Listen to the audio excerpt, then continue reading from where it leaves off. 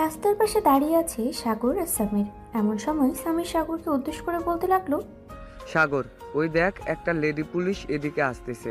তুই যদি ওই লেডি পুলিশের পাছায় ঠাস করে একটা চর মেরে চলে আসতে পারিস, তাহলে আজকে সারাদিন তুই যা খাবি আমি তোকে তাই খাওয়াবো। না ভাই, আমার দরকার নেই সারাদিন কিছু খাওয়ার।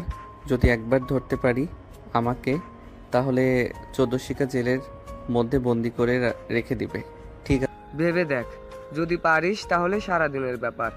দরকার পড়লে কাচ্চি ডাইনে নিয়ে যাব তোকে, তবু তুই এই কাজটা করবি আমি জানি। সাগর বেশ কিছুক্ষণ ভেবে সামিরকে উদ্দেশ্য করে বলতে লাগলো, আচ্ছা, আমি রাজি। তবে আমাকে যদি জেলের ভিতরে নিয়ে যায়, তাহলে তুই আমাকে জেল থেকে বের করবি যেভাবেই হোক। ঠিক আছে, ওইটা পরে দেখা যাবে, আগে কাজটা তো কর। এরপর না হয় দেখি তোকে জেলের ভিতরে নিয়ে যায় নাকি যায় না।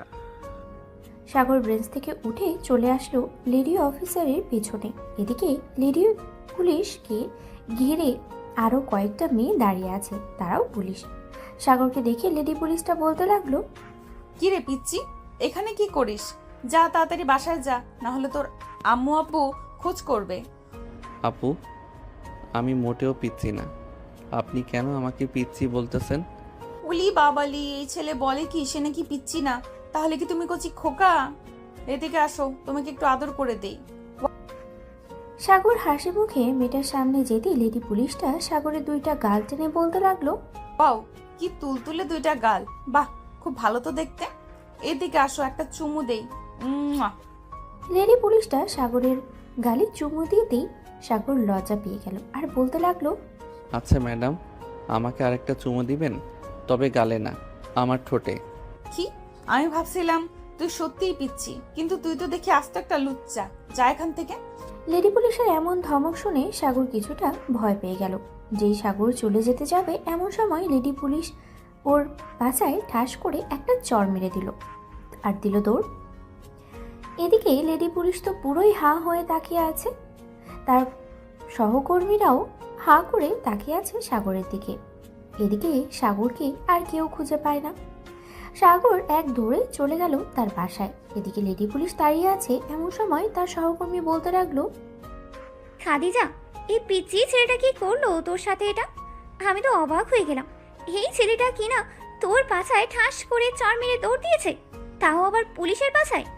আরে ফারিয়া, আমি কি জানতাম নাকি এই ছেলেটা এমন করবে?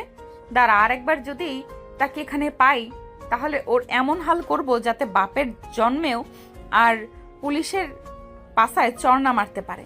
উফ, এত জোরে মারছে এখনো ব্যথা করতেছে। তুই তো এই পিচ্চি ছেলেকে আরো গালে কিস করেছিস, এখন দেখ তোর পাছায় ঠাস করে চড় মেরে দৌড় দিয়েছে। আমার তো এটা দেখেই খুব হাসি পাচ্ছে। দেখ ফারিয়া, হাসবি না এই বলে দিলাম। যদি আরেকবার তোর মুখ থেকে হাসির শব্দ পাই, তাহলে তোর খবর আছে। খাদিজার এমন করার রাগ দেখে ফারিয়া আর কিছু বলল না। সবাই গাড়িতে উঠে চলে গেল থানায়। সন্ধ্যায় ডিউটি শেষ করে খাদিজা বাসায় ফিরতেই এমন সময় চায়ের দোকানে চোখ পড়ল খাদিজার। ভালোভাবে তাকিয়ে দেখে এটা তো সেই ছেলে, মানে সকালে খাদিজার পাছায় যে চড় মেরেছিল সেই। খাদিজা চলে আসলো চায়ের দোকানে। এদিকে সাগর খেয়াল করে নাই খাদিজা যে তার পেছনে এসে দাঁড়িয়েছে। এমন সময় সাগরের বন্ধু রাকিব বলতে লাগলো, পুলিশ ম্যাডাম, আপনি এখানে কি করেন? রাকিবের মুখে পুলিশ ম্যাডাম নাম শুনতেই সাগর পিছনে তাকালো। পিছনে তাকাতেই তো পুরাই হতভাগ, কারণ খাদিজা রাগী ফেস নিয়ে তাকিয়ে আছে তার দিকে। সাগর তোত্তাতে তোত্তাতে বলতে লাগলো, ম্যাডাম, আপনি এখানে? আসসালামু আলাইকুম, ভালো আছেন তো? আমি তো আপনাকে খুঁজতেই ছিলাম। চলেন একটু ওইদিকে যে কথা বলি। এই বলে সাগর চায়ের দোকান থেকে হালকা একটু বের হয়ে দিল ভোঁদড়। সাগরের পেছনে পেছনে খাদিজাও দৌড়াচ্ছে। বেশ কিছুক্ষণ পরে সাগর দৌড়াতে দৌড়াতে চলে আসলো বাড়িতে। এদিকে খাদিজাও তার পিছু পিছু চলে আসলো বাসায়। খাদিজা দরজার সামনে দাঁড়িয়ে কলিং বেল দিতেই সাগরের আম্মু এসে দরজা খুলে দিল। খাদিজাকে দেখে বলতে লাগলো, কি ব্যাপার মা, তুমি কে আর এখানে কি করো? আসলে আন্টি, আমি একটা পিচ্চি ছেলেকে দৌড়াতে দৌড়াতে এই বাসায় চলে এসেছি। আমার মনে হয় পিচ্চি ছেলেটা এই বাসায় থাকে। মানে তুমি কার কথা বলতেছো? সাগরের কথা? সাগর কি করেছে মা, আমাকে একটু বলবে? আসলে আমার ছেলেটা একটু দুষ্ট তো, কার সাথে কি করতে হয় সে জানে না। আপনাকে বলা যাবে না, এটা পার্সোনাল ব্যাপার। আপনি একটু আপনার ছেলেকে ডেকে দেন, তার সাথে আমার কথা আছে। সাগর তো এখনো বাসায় আসে নাই, তো ডাকবো কি করে? আচ্ছা তুমি ঘরে এসে বসো, একটু পর সাগর হয়তো বাসায় আসবে। না, এখন বসার সময় নেই। আমি বাসায় চলে যাই, আর আপনার ছেলেকে সাবধান করে দেবেন। যদি রাস্তাঘাটে এরকম ফাজলামি করে তাহলে আমি তাকে জেলে নিতে বাধ্য হব। এই বলে খাদিজা চলে গেল তার বাসায়। এদিকে সাগর আড়াল থেকে বের হয়ে একটা বড় নিঃশ্বাস নিয়ে বলতে লাগলো, আজকের মতো যে বেঁচে গেলাম, আজকের মতো তো বেঁচে গেলাম, কিন্তু কালকে যদি আবার আমাকে সামনে পাই তাহলে কি হবে? থাক, এসব আর ভাববো না, কালকেরটা কালকে দেখা যাবে। এখন ঘরে যাই, দেখি আম্মু কি বলে। সাগর কলিং বেল টিপতেই সাগরের আম্মু এসে দরজা খুলে দিল। সাগরকে দেখে রাগান্বিত গলায় বলতে লাগলো, এই বেয়াদব ছেলে, তুই ওই পুলিশ মেয়েটাকে কি করেছিস? সে বাসায় আসলো কেন? তাড়াতাড়ি বল কি করেছিস, না হলে তোকে আজকে বাসায় ঢুকতে দেব না। আর তোর আব্বু আসলে বলবো যে তুই পুলিশের সাথে খারাপ ব্যবহার করেছিস। আম্মু, তুমি কি যে বলো না, আসলে ওনাকে আমি কিছুই করি নাই। উনি প্রথমে আমাকে ডেকে নিয়ে আদরের সুরে বলেছে যে আমি নাকি অনেক পিচ্ছি, দেখতে গোলুমলু, আমাকে নাকি কিস করবে। তাই আমিও ওনার কাছে গেলাম, উনি আমাকে কিস করেছে, পরে আমি চলে এসেছি। সো এখানে আমি কি এমন করলাম? ও আচ্ছা, এ কথা। দাঁড়া, আরেকবার মেয়েটা আসুক, এমন বকা দেব আর কোনোদিন আমার ছেলের পিছনে ঘুরঘুর করবে না। যা বাবা, ফ্রেশ হয়ে আয়, আমি খাবার দিতেছি টেবিলে। সাগর সিঁড়ি দিয়ে যেই উপরে যেতে যাবে এমন সময় সোফা থেকে সাগরের বড় বোন সিমি বলতে লাগলো, আম্মু, তোমার ছেলে যা বলেছে সব ডাহা মিছা কথা। এদিকে আসো, আমি তোমাকে দেখাচ্ছি তোমার ছেলে কি করেছে ওই পুলিশ মেয়েটার সাথে। আপু, তুমি কি দেখাবে? আগে আমাকে একবার দেখাও, এরপর আম্মুকে না হয় দেখাবে। দেখতে চাস? এই দেখ। সকালে যে সাগর খাদিজার পেছনে চড় মেরেছে ওই ভিডিওটা সিমি তার ফোন থেকে সাগরকে দেখাচ্ছে। সাগর এটা দেখে পুরোই থ, সে কি বলবে কিছুই বুঝতে পারছে না। এমন সময় সাগর কাঁদো কাঁদো গলায় বলতে লাগলো, আপু, তুমি প্লিজ আম্মুকে এই ভিডিওটা দেখাবে না।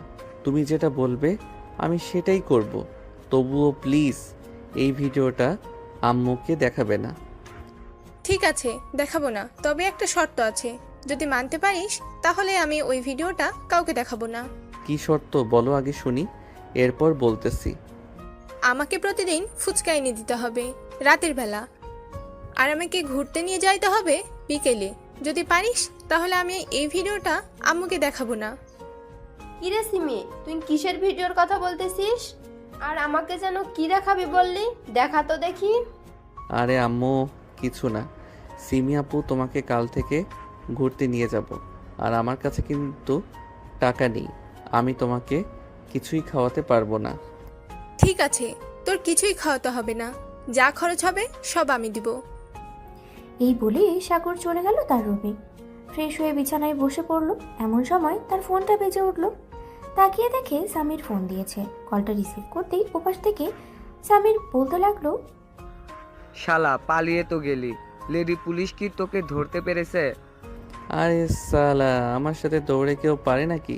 তবে লেডি পুলিশটা আমার বাসায় চলে এসেছিল, পরে আম্মুর কাছে বিচার দিয়ে গেছে। আম্মু আমাকে জিজ্ঞেস করছিল, তোরা তো জানিস আমার মাথায় কেমন বুদ্ধি, ওই বুদ্ধি কাজে লাগিয়ে আম্মুকে একটু বুঝিয়ে দিয়েছি। পরে আম্মু রেগে গিয়ে ওই মেয়েটাকে মনে মনে হয়তো অনেক বকা দিয়েছে।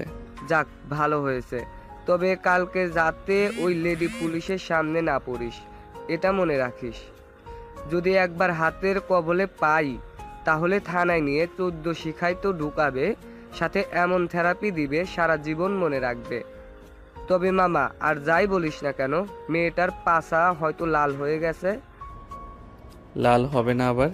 কার হাতের চর খেয়েছে বলতে হবে তো, তাই না? সাগর আরো কিছুক্ষণ তার বন্ধুর সাথে কথা বলে ফোনটা কেটে দিল। রাতে খাবার টেবিলে বসে আছে সাগর। এমন সময় সিমি বলতে লাগলো, আচ্ছা আম্মু, একটা কথা বলো তো, আমিও তো তোমার মেয়ে, তাই না? হ্যাঁ, তো কি হয়েছে? আমি তো অনেক শান্তশিষ্ট, তাহলে সাগর এরকম বাদর হলো কিভাবে বলো তো আমাকে? আমি মাঝে মাঝে কনফিউজড হয়ে যাই, এই ছেলে আসলে কি আমার ভাই নাকি হাসপাতাল থেকে পাঠিয়ে দিয়েছে। এটা আমিও জানি না। সাগর দিন দিন শুধু বাদর হচ্ছে।